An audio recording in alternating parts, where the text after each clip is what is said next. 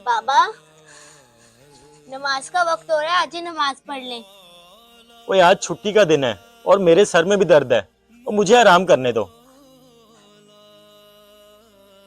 Boss की call. जी sir. जी sir, मैं आता हूं।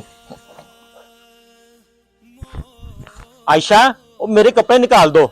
और बॉस की कॉल है, बड़ा जरूरी काम है, मैंने ऑफिस जाना है। बाबा, किसकी कॉल थी?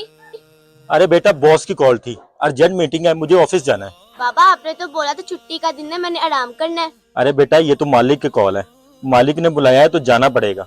अगर नहीं जाएंगे तो काम से निकाल देगा, तो फिर हम खाएंगे कहाँ से।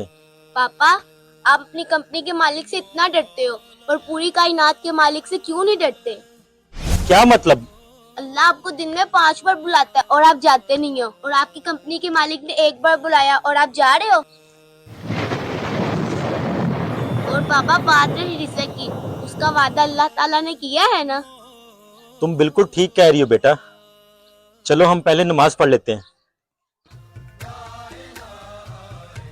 नमाज जन्नत की कुंजी है।